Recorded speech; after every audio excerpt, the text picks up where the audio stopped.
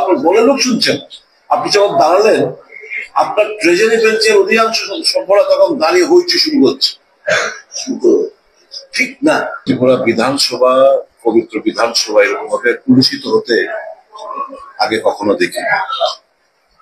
কিন্তু বিরোধীদের কথা বলতে দেবে না, এরকম ভাবে অপমান করবে বিরোধী দলের নেতাকে, এবং সমস্ত কিছু নর্মস, তার ডিগনিটি, সমস্ত কিছু অবজ্ঞা করে, মানে গায়ের জোরে, গায়ের যত বলবো না, অর্থের গরমের জোরে এটা যা খুশি তা করে বেড়াচ্ছে। এবং এটা খুবই দুঃখ হয়, পীড়া হয়।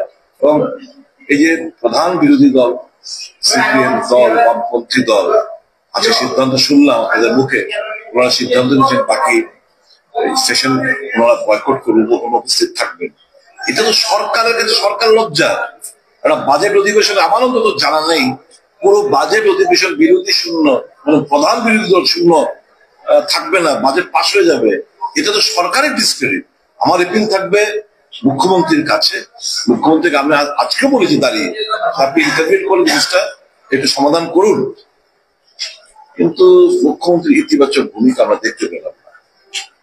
মুখ্যমন্ত্রী বললো আমি তো কালকে যাওয়ার চেষ্টা করেছিলাম, এরকম এরকম, শুনেনি, কেউ শুনেনি।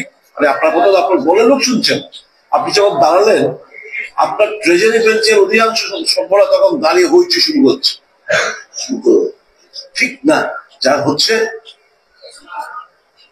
নিয়ম বহির্ভূত, অনিয়ম বেনিয়ম, যা মনে যা চাইছে, যেরকম ভাবে চাইছে সমস্ত উল্টাপাল্টা হচ্ছে এই বিধানসভা। তার পরিবার হারিয়েছে বিধানসভা, এটুকু বলতে পারে।